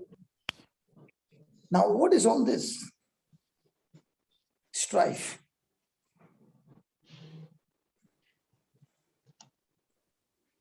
So if today nations are suffering, nations are in conflict, the resources are being destroyed, is because of strife. So when there is a strife, today there is a strife regarding religion, regarding culture. regarding different kinds of differences. Even in the church, I'm a Catholic, you are a Pentecostal, you are a Protestant, you are this, you are that. There's a strife. If a Ram comes or Sham comes or a Ganpat comes to somebody's house, there's no problem. But if a pastor comes to somebody's house, there's a big problem. Huh? Yes. Sometimes I wonder, if a Ram, Sham and all these people come, no problem. Muhammad comes, Suleiman comes, no problem. But if a pastor comes home, there's a big problem. And what I can't understand is, in the Bible, there is only one Jesus. But we have a Jesus where a Catholic will say, my Jesus has got blue eyes. And Protestant will say, I've got Jesus with brown eyes. Strife. The Spirit of God will never teach you strife. The Spirit of God will teach you to see Jesus in everybody. Amen. Amen. Praise God. When you got a strife in you, the question is, do you really have the Holy Spirit? Imagine for Jesus, who went through that unjust bashing and being crucified and with insult and abuse, and yet he has no strife. He's been made naked and they're playing with their gambling. Who will get his garment? And he's looking there. And he's all naked, totally naked. And there also he's not in strife, but he's saying, Father, forgive them, for they know not what they are doing. The strife in my life is a proof that I've gone away from Jesus' teaching. A strife in my life is a proof that my house is being divided. Satan is using divide and rule. House divided against itself cannot stand. So where there is a house, where people are arguing, where people are fighting, where people can't stand one another, now that house can be a house of prayer according to everybody, but according to the word of God, that house is a house where every kind of evil work, confusion, and strife is.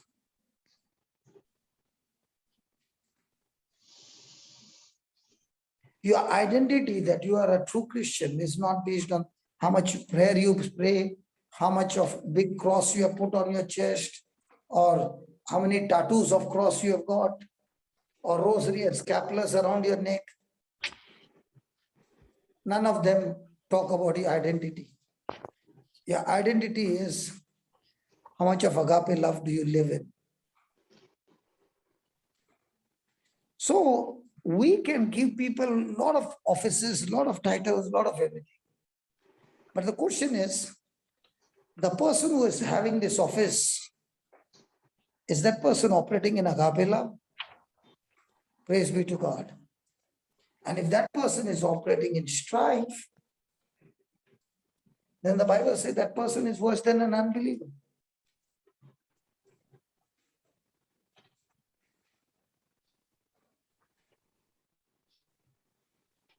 Have you heard this verse? Greater is he that is in me than he that is in the world. Yes. Amen. Hello. Yes, brother. What about the others? Only a few women are saying, yeah. What about the others?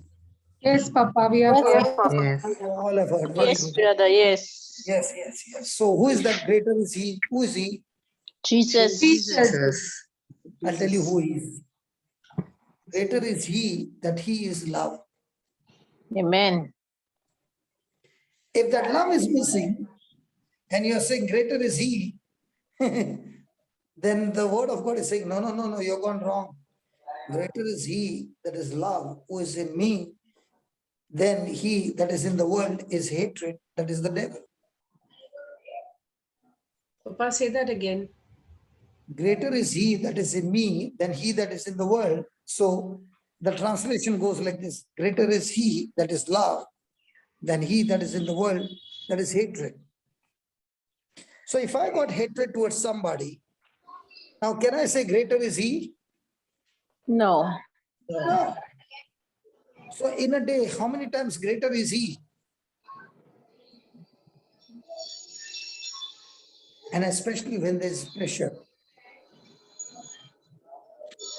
Now somebody will say, can we do it practically? Yes, you can do it practically. By telling yourself, greater is that love of God in me than the hatred that is around me. And when you keep saying that, and some spark comes for you to get into bitterness, at once the word of God will say, hey, greater is love. So now when the bitterness is about to get planted, you're saying, Lord, I choose to forgive this person unconditionally. Praise And let him go free. But I'm not blowing my fuse of love. Maria. Yes, brother. Is there a difference between me teaching from Dubai and teaching from US? No. Yes, you're wide awake. So you see, the desire is there all the time. But the season over there is midnight. Yes. The season over here is day. I'm the same person. Yep. So in the same way, the season in everybody's life keeps changing. And when the season changes, can your response change? No. Your response still got to be the same. Love.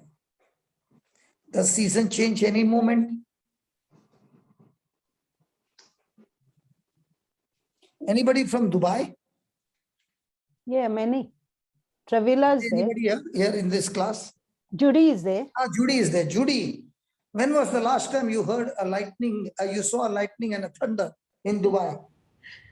No, Papa. But is it possible to see lightning and thunder in families? All the time. All the time. So just because you did not see thunder and lightning outside, can be thunder and lightning inside? Yeah. Yeah. When the thunder and lightning comes, what happens to your love? Is love under pressure? Absolutely. At that time, love is talking to you. It's talking to you. Whom are you listening to? Yeah, to a flesh. So is it going to take prayer and fasting? Yes. To get rid of it? Yes. Is it going to happen automatically? No. Is it going to take practice? Yes. Will you get result in the first attempt? No. No. Even if you fall, God has got no issues of your falling. He will help you to get up and say, come on, take it again. Yes. Don't get into guilt when you fall. You go and ask a mama. When she sees a baby walk the first time, the baby is walking and standing in a drunken style, but the baby falls. Does the mama whack the baby? No. No. The mamas are so cruel, they will keep a lollipop in a hand and tell the baby, come, come, come. The baby will look at the lollipop and start walking and again fall on the buttocks. But the mama won't give up. Yeah. The mama will make the baby stand and say again, come. Is the mama so cruel? No. Because the mama knows the baby's potential and says to the baby, baby, this is nothing. What you got inside of you is so big. And I want it to. After a few months, what do you find the baby? Still in drunken style? Walking. No, walking. Believe me, this last time when I had children, the time I was not in my senses. But this time, I could see my grandson every day achieving something new. Mm. And every time he did something new, the father and the mother would take a photograph. Today is the first time he had semi-solid. Today is the first time he rolled. Today is the first time he began to respond this way. He respond that way. Why were they so excited? Because he's improving. What about us in a spiritual walk? Isn't it the same? Yes. But how do you find some of them, after 5 years also, they're still standing like a drunkard style?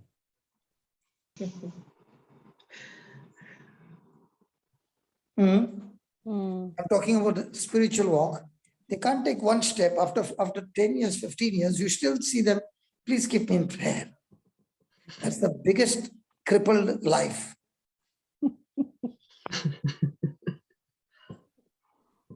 And some of them say he gets angry if you tell him to pray. I'm not angry, but I don't want you to be a cripple all your life.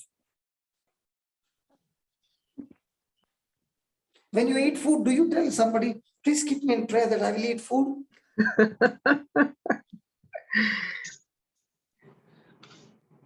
Some things what I want to do, what surprises me is, sometimes you ask somebody, there is a meeting, will you come? I will pray and let you know. Okay? But now when a relative comes and says there is a wedding on this day, do you say I'll pray and let you know?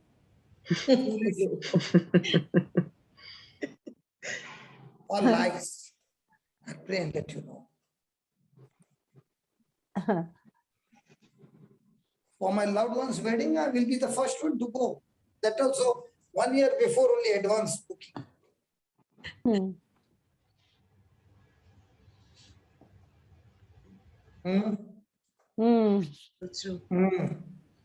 Praise God. So from now on, till the next week, can we make up game? And the game is talking to myself, greater is that love of God in me than the hatred and strife all around me. And you keep on saying it and keep the scoreboard on. Even if you fall, doesn't matter. Get up and take the test again. I remember a lady who used to, today she's preaching, and today she's gone way, way ahead in her spiritual life. She and her family has left everything and they've gone on a mission now. They want to be missionaries with their children also, following them. But this lady used to be an angry lady. And when she was driving me in Dubai, I said, listen, with your anger, everybody will get blessed, but not you. She stopped the car and she looked into my eye. I thought she'll tell me to get out of the car. She said, do you know how much I've improved? I said, no, there's not improvement. So she said, give me one practical way to do it. And what you teach me, I will practice it. So I said, stop praying. She said, then what do I do? I said, take only one verse. I overcome evil with good. Why? Because I am the body of Christ. Amen. Start saying, Amen. Start saying it to you day and night and pass the test. She said, okay. After 1 month, I asked her. She said, I've not scored much, but I scored about 70, 80. I said, okay. After 3 months, I asked her. So she said, don't ask me for the score. Go and ask my husband. If you ask me, I will give good scoring. Go and ask my husband. So I asked the husband, is there any change?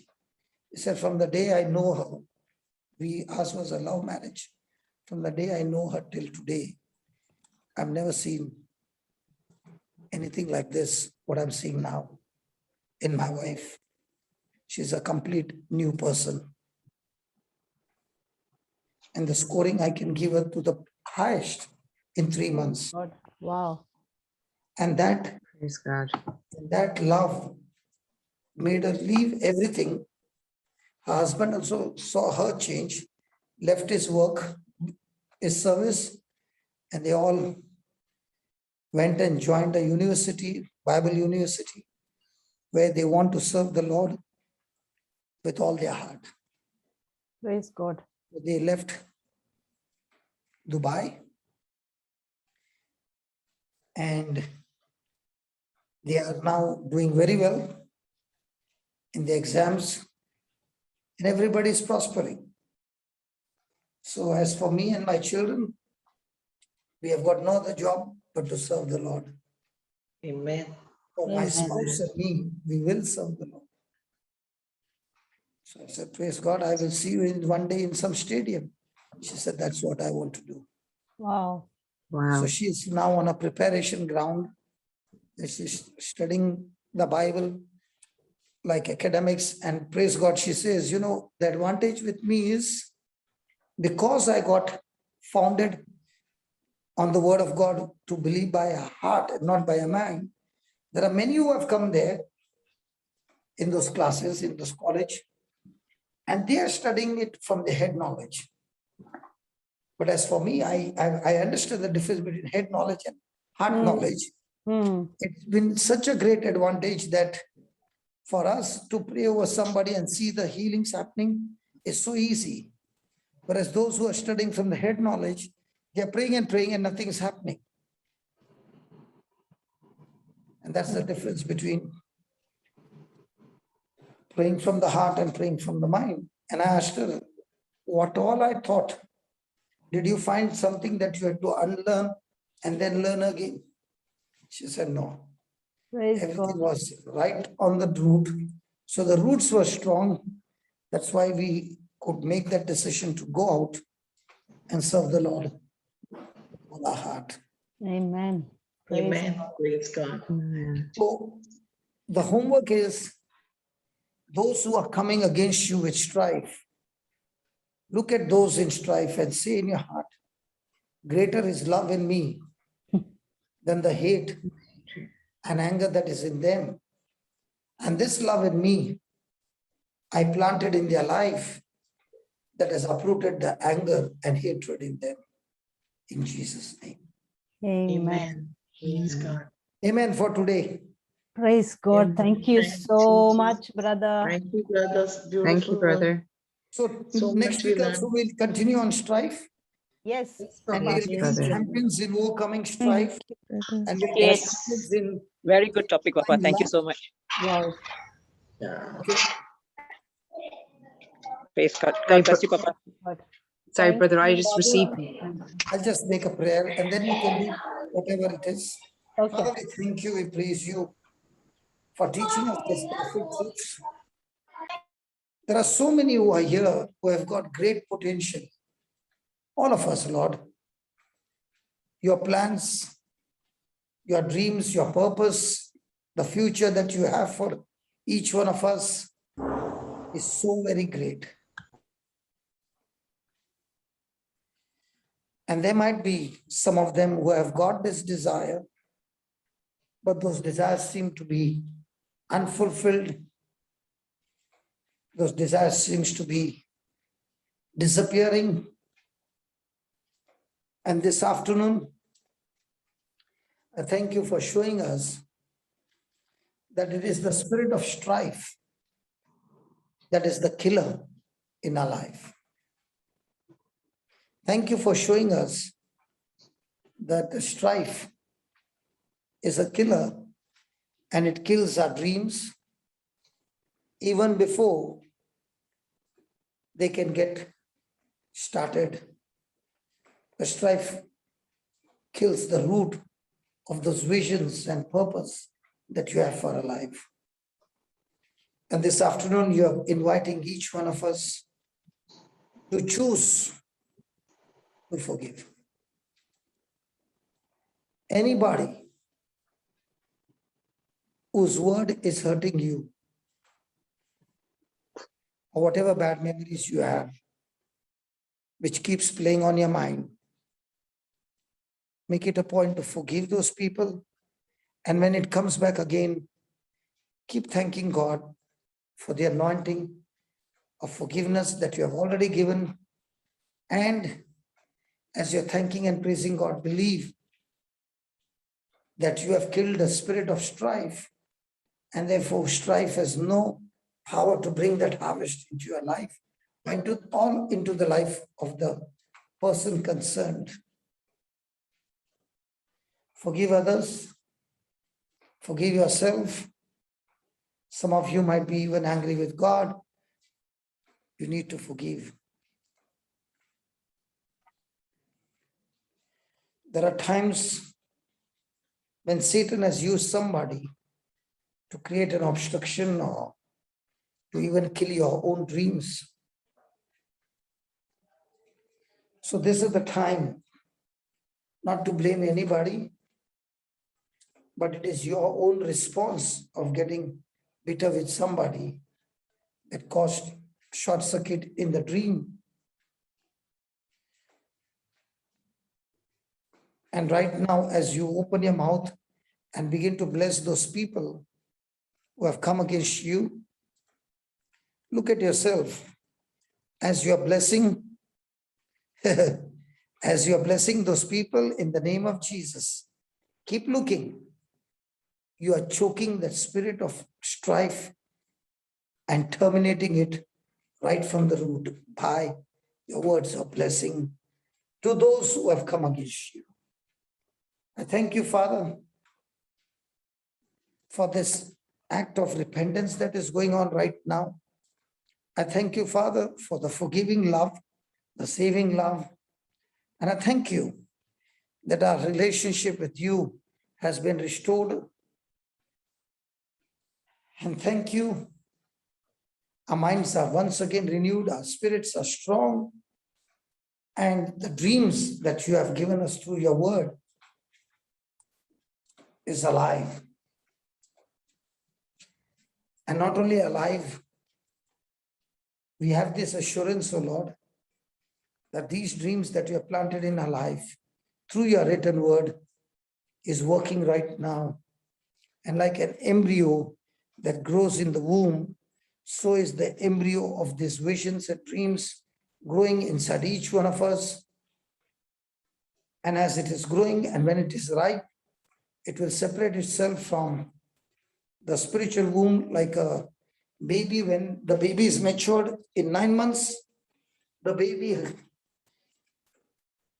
separates from the mother's womb and is manifested. So, Lord, I thank you that dreams are manifesting, visions are manifesting, and these precious sisters whom you have anointed and called are mighty warriors, giving birth to many, many warriors across the globe. Thank you, Lord, that I see each one starting their own Bible study, like the sister who demonstrated that physical fitness is good in this world, but what is the use when your spiritual fitness is unfit for the King? So, Lord, I thank you that this is the time for spiritual fitness, and spiritual fitness will keep you fit in your spirit, in your soul, in your body, in your relationship, in your finances, in every area. So let us get to the gym of love and destroy every spirit of strife from our life, every spirit of unbelief from our life. Thank you and praise you, Father, for this. In the glorious and mighty name of Jesus. Amen. Amen. Amen. Praise God. Thank you, brother. Bless you. Love you. God bless you. Thank you, brother. Thank God you, bless brother. Thank you. Thank you, brother. Thank you, Brother Thank you. Johnson. God Thank you, bless Papa. you. Thanks. Thank you, brother. Thanks. Okay, we have some testimonies. Suzanne, do you mind reading that one? Yes, sister. This one was sent to me in the chat by Sister Christina Dagrella. And the testimony is: a friend had to do some baking and was worried as she hadn't used pastry before. Before baking, I told her to say Matthew chapter 14, verse 19, which is similar to today's gospel verse of John chapter 6, verse 11 of the miracle of the loaves, where Jesus looked up to heaven, blessed and broke the loaves and gave them to the disciples. I said that Jesus first gave his Father thanksgiving, then he broke and gave away the little he had, believing that God is multiplying it. He had faith in his Father, he put that faith into action and fed a multitude. I prayed, Lord God, thank you that after Jesus gave you thanks, you multiplied the loaves and fed the people. We also give you thanks, Father, for this pastry that is used perfectly. In Jesus' name, amen. And the sister said the next day, and praise the Lord, that it turned out excellently. And Sister Christina has shared Matthew 14:19 with a few people who said how good the pastry was. Praise God. So thank you, Praise Sister God. Christina, for that. Thank you. Thank you, Suzanne. And thank you, Christina. Thank you, Sister Maria. Thank you, Sister Maria. Yeah, Nancy is doing, no, Sunita had something to say, right? Sunita had raised her hand and we couldn't get her. Are you there, Sister Sunita? Sunita? Sorry, you raised your Yes. hand. Okay, did you want to say something? No, sister. I think at that time, Brother Johnson had asked that. He had asked one question, so Yeah, I just okay. raised my hand. Okay. Okay. Thank you, Anyone else has anything to say? Any testimonies or anything to share? Or we can go with the closing prayer. Nancy is going to say the closing prayer. Dear Nancy, you Yes, there? sister. Yes, sister. Yeah. Okay. In the name go of ahead. the Father and of the Son and of the Holy Spirit. Amen. Loving Heavenly Father, thank you, Lord, for this beautiful day. Thank you for all these women of Christ who have gathered together in your name, and for the beautiful teaching which we heard about how strife is a killer and we need to overcome. And we learned that greater is the love within us than the hatred which is in the world. Thank you, Jesus. Thank you, Holy Spirit, for this beautiful day. Thank you, Holy Spirit, for we are all the uncommon disciples and we are set on our missions according to your purpose, what you have for us in our lives. Thank you, Holy Spirit, for filling us with your spirit and your love. Thank you. Thank you for your love. The strife and the fear and every other work of the evil is destroyed in the name of Jesus.